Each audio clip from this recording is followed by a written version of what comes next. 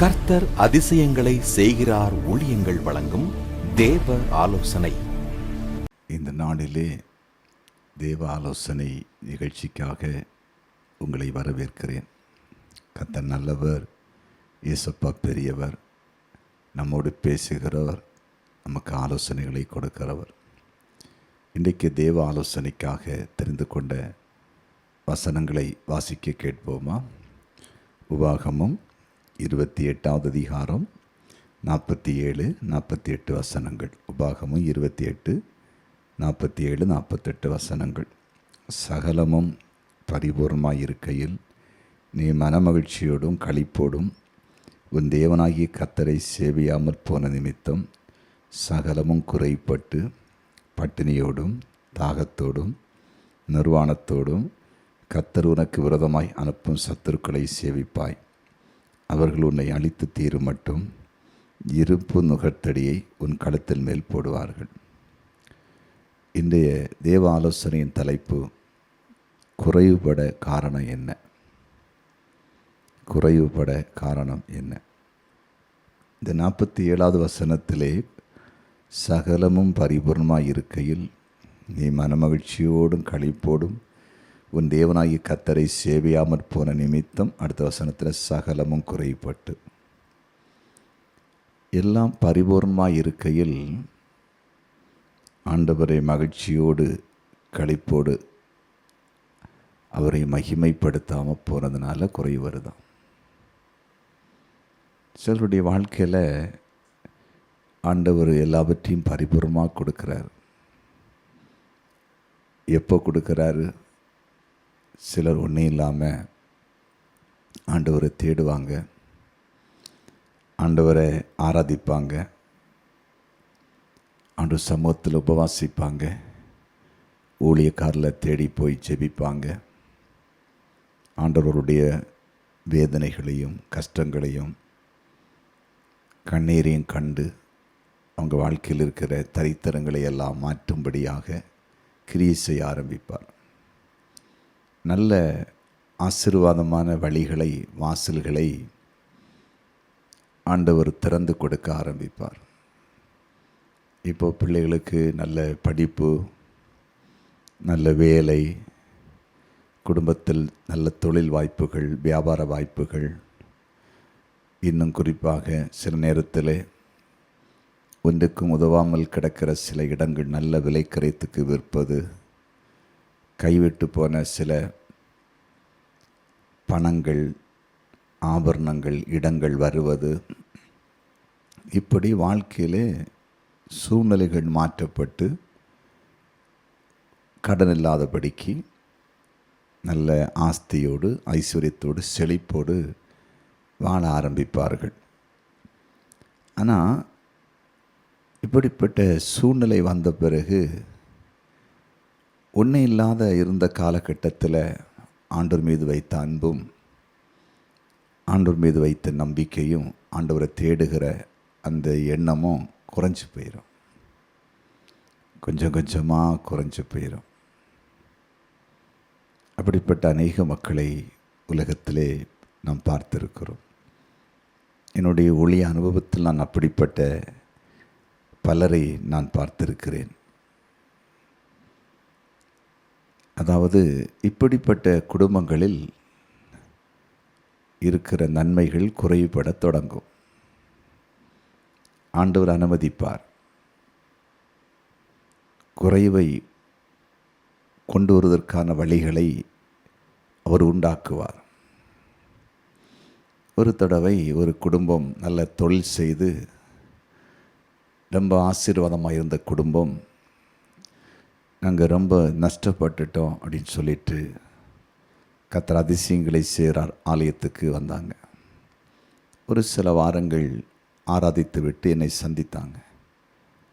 ரொம்ப நெருக்கத்தில் இருக்கிறோம், கஷ்டத்தில் இருக்கிறோம், நீங்கள் ஒரு நாள் எப்படியாவது எங்கள் வீட்டில் வந்து ஜெபிக்க வேண்டும் என்று சொல்லி அழைத்தார்கள். அடியேனும் சரி என்று ஒரு நாள் வீட்டிற்கு சென்றேன். அப்போ அவங்க கஷ்டங்களை எல்லாம் சொன்னாங்க. என்னென்ன பிஸ்னஸ் எல்லாம் பண்ணணும், எல்லாமே நஷ்டத்தில் முடிந்து விட்டது, எங்கே கடன் பிரச்சனையில் இருக்கிறோம், வங்கியில் லோன் கட்ட முடியலை, வட்டிக்கு வாங்கின பணங்களை திருப்பி கொடுக்க முடியலை, வாகனங்களை எல்லாம் ஜப்தி செய்து கொண்டு போகிறாங்க, வீடும் ஏலத்துக்கு போகிற மாதிரி இருக்குது, சமுதாயத்தில் இனி எங்களால் வாழ முடியாதுன்னு சொன்னாங்க. சொல்லிவிட்டு என்கிட்ட பேசும்போது பிஸ்னஸில் போட்டி உண்டு, பொறாமை உண்டு, சில நேரத்தில் யாராவது ஏதாவது செய்திருக்க வாய்ப்பு உண்டு, செய்வன் அதை வச்சிருக்கலாம் போல இருக்கும் அப்படிலாம் பேசிகிட்டே இருந்தாங்க. சரி, எதுவானாலும் தேவன் மாற்றுவார், சூழ்நிலைகளை ஆண்டவரால் மாற்ற முடியும் என்று அடியேன் அவர்களை விசுவாச வார்த்தைகளை சொல்லி ஜெபிக்க ஆரம்பித்தேன். ஒரு சில நிமிடங்கள் தேவ சமூகத்திலே துதித்து ஜெபிக்க ஆரம்பித்த பொழுது பரிசுத்த ஆவியானவர் என்னுடைய இடைப்பட ஆரம்பித்தார். உன்னிடத்தில் இதெல்லாம் அவங்க சொன்னாங்க, ஆனால் அவங்க ஓய்வு நாளில் என்னை சரியாக ஆலயத்தில் வந்து ஆராதிக்கிறதில்ல, என்னை மகிமைப்படுத்துறதில்ல அப்படின்னு சொன்னார். என்னால் அவங்கள நம்பவே முடியலை. வீட்டில் பார்த்தா நிறைய வசனங்கள், பைபிள் எல்லாம் இருக்குது. பாருங்கள், ஒரு சில நிமிடங்கள் செபித்தேன் பாரத்தோடு. ஆண்டவரே, இவங்களை எந்த குறை இருந்தாலும் மன்னித்து மனம் இறங்கி கடன் பிரச்சனையிலிருந்து விடுதலை தாருங்க, மீண்டும் தொழிலெல்லாம் ஆசீர்வதிங்க அப்படின்னு சொல்லி ஜெபிக்கித்து நிறைவு செய்துவிட்டு நான் உட்கார்ந்து உங்கள்கிட்ட கேட்டேன், நீங்கள் எங்கள் சர்ச்சுக்கு வர கர்த்தர் அதிசயங்களை சிறார் சர்ச்சுக்கு வரும் முன்னால் நீங்கள் எந்த சபைக்கு போயிட்டு இருந்தீங்க, ஒழுங்காக சபைக்கு போவீங்களா அப்படின்னு கேட்டேன். அவங்க சொன்னாங்க, நாங்கள் கிறிஸ்தவங்க தான், சபைக்கு போகிறது உண்டு, சில நாட்களில் ஞாயிற்றுக்கிழமை நாங்கள் சபைக்கு போகிறது இல்லைன்னு சொன்னாங்க. பாருங்கள், ஆண்டவர் பேசினதை அவர் கரெக்டாக ஒத்துக்கொண்டாங்க. நான் ஆண்டவர் பேசினதை சொல்லலை. அவங்க என்ன சொன்னாங்கன்னா, என் மனைவியுடன் பிறந்தவங்க 3 சகோதரிமார்கள் உண்டு, என் கூட பிறந்த 2 சகோதரர்கள் உண்டு. அவங்க எல்லாம் சில நேரத்தில் ஞாயிற்றுக்கிழமை தான் எங்கள் வீட்டுக்கு வருவாங்க. அது சனிக்கிழமை நைட்டு வருவாங்க, இல்லை ஞாயிற்றுக்கிழமை காலைல வருவாங்க. நாங்கள் எல்லோரும் சேர்ந்து, எல்லாருக்கும் கார் உண்டு, அப்படி சும்மா பிக்னிக் மாதிரி எங்கேயாவது சும்மா அப்படி போயிடுவோம். சாப்பிட ஏதாவது ஹோட்டலுக்கு போவோம். அப்படி காலையில் போயிட்டேன்னா நைட்டு தான் வருவோம். சர்ச்சு சில நேரத்தில் போக மாட்டேன்னு சொன்னாங்க. பாருங்கள், நான் சொன்னேன், இதுதான் உங்கள் வாழ்க்கையில் உண்டான அடி. நீங்கள் ஓய்வு நாளில் 6 நாள் வேலை செய்துட்டு 7ஆவது நாள் கர்த்தரை மகிழ்ச்சியோடு ஆராதிச்சிருக்கணும். இதை நீங்கள் செய்யாமல் எல்லாம் இருக்குது அந்த செழிப்பை வச்சுட்டு நீங்கள் ஊர் சுற்ற ஆரம்பிச்சிங்க. இதை நீங்கள் ஆண்டவர்கிட்ட அறிக்கையிட்டு மன்னிப்பு கேட்டு எங்களை மன்னிங்கப்பான்னு சொல்லி கேட்டால் தான் உங்களை கர்த்தர் ஆசீர்வதிப்பார்னு சொல்லி ஜெபித்து விட்டு வந்தேன். அப்போ நல்லா புரிந்து கொள்ளுங்க, இன்றைக்கி நிறைய மக்கள் அப்படி தான் இருக்காங்க. இயேசுவை அறியாதவர்களை பற்றி நான் சொல்ல வரவில்லை, அதை ஆண்டவரும் கண்டு கொள்ள மாட்டார். ஏன்னா அவருடைய நாமத்தின் வல்லமை தெரியாது, அவருடைய நியமங்கள் தெரியாது, கட்டளைகள் தெரியாது, தேவனை குறித்து அவர்களுக்கு சரியாக தெரியாது. அதனால் அவர் அதை குறித்து கவனிக்க மாட்டார். ஆனால் ஆண்டவரை அறிந்த ஜனங்களை பாருங்களேன், தேவனை அறிந்த ஜனங்களை பாருங்கள், அந்த வாஞ்சை இல்லாமல் ஆராதனைக்கு மேலே கர்த்தரை சேவிக்கணுங்கிற அந்த எண்ணம் இல்லாமல் இருக்கிறத பாருங்கள். யோசித்து பாருங்கள். எனக்கு ஒரு குடும்பத்தை தெரியும். ஒரு வாலிப மகள் அடிக்கடி மயங்கி கீழே விழுவாள், அடிக்கடி மயங்கி விழுவாள். பல மருத்துவமனைக்கு கொண்டு போனார்கள். மருத்துவமனை மட்டுமல்ல, பல மந்திரவாதிகளை தேடி போனார்கள். எங்கு போன பிறகும் விடுதலை இல்லை. இனி இந்த உலகத்தில் வாழ்வதற்கு எதற்கு என்று சொல்லி அப்படி தள்ளப்பட்டார்கள். ஏனென்றால் அந்த மகளால் பள்ளிக்கூடம் செல்ல முடியாது, தனிமையில் எங்கும் விட முடியாது. அப்பொழுதுதான் யாரோ கர்த்தர் அதிசயங்களை சிறாலயத்துக்கு நீங்கள் போங்க, ஏசப்பா உங்களுக்கு விடுதலை தருவான்னு சொன்னதுனால ஆலயத்துக்கு வர ஆரம்பிச்சிருக்காங்க. வந்து ஜெபித்த பிறகு ஒரு சில வாரங்களுக்குள்ளாகவே அந்த பிரச்சனை முடிவுக்கு வந்து விட்டது. நல்ல சுகத்தை பெற்றுக்கொண்டாங்க. ஆண்டவரை தொடர்ந்து ஆராதிக்க ஆரம்பித்தாங்க. ஒரு சில வருடங்கள் கர்த்தரை உறுதியாய் முழு குடும்பமும் அந்த பிள்ளையுடைய பெற்றோர்கள் எல்லாம் ஆண்டவரை உண்மையாக தேடி ஆராதிச்சாங்க. அதன் பிறகு கொஞ்சம் காலத்துக்கு பிறகு அந்த மகளுக்கு திருமணம் நடைபெற்றது. அதன் பிறகு அவளுடைய வாழ்க்கை தேவனை தேட மனமில்லாமல் போய்விட்டது. எல்லாமே மாற்றம். நடை, உடை, பாவனை, செய்கைகள் அது கூட பரவாயில்லை. ஆலயத்திற்கு வருவதே இல்லை. அதன் பிறகு ஒரு 5-6 வருடங்கள் நன்றாக இருந்தார்கள். குறிப்பாக 1 மாதத்துக்கு ஒரு முறை, 2 மாதத்துக்கு ஒரு முறை அப்படியெல்லாம் வர ஆரம்பிச்சு கடைசியாக ஆலயம் என்றால் அவர்களுக்கு அது அசட்டாயமானது. கடைசியாக விட்டு போன அதே பலகீனம், அதே போராட்டம் தொடர ஆரம்பித்தது. பல இடங்களுக்கு போனார்கள், விடுதலை இல்லை. மீண்டும் ஆலயத்துக்கு வந்து ஜெபிக்க வந்தார்கள். ஆண்டவர் சொன்னார், இவர்களுக்கு நான் விடுதலை கொடுப்பதில்லை. நான் எவ்வளவாய் இவளுக்கு விடுதலை கொடுத்தேன். நன்றி மறந்தவர்களாய் மாறிவிட்டார்கள். நான் எப்படி விடுவிக்க முடியும் என்று ஆண்டவர் கேள்வி எழுப்பினார். தேவ பிள்ளைகளே, யோசித்து பாருங்கள். நம்ம வாழ்க்கையில் ஆண்டவரை தேடும் பொழுது கர்த்தர் ஆசீர்வதிக்கிறார். கர்த்தரை தேடுவோர்க்கோ ஒரு நன்மையும் குறைப்பட்டு போகாதான். நன்மைகளை வாரி வழங்குகிறார். சரீரத்திலே சுகத்தை கொடுக்கிறார். உலக பிரகாரமான மேன்மைகளை தருகிறார். ஆவிக்குரிய நன்மைகளை தருகிறார். இவைகளை பெற்றுக்கொண்ட நாம் எப்படி இருக்க வேண்டும்? எப்படி ஆண்டுடைய பாதத்தில் அமர வேண்டும்? ஆலயத்தில் எப்படி காத்திருக்க வேண்டும்? கர்த்தருடைய வார்த்தைகளை கேட்டு எவ்வளவாய் கவனமாய் நடக்க வேண்டும்.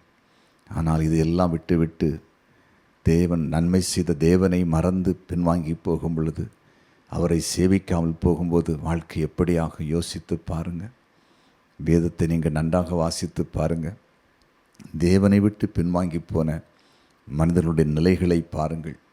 சிம்சோனை பாருங்கள். எவ்வளவாய் அவனுடைய வாழ்க்கையில் வாதிக்கப்பட்டான்.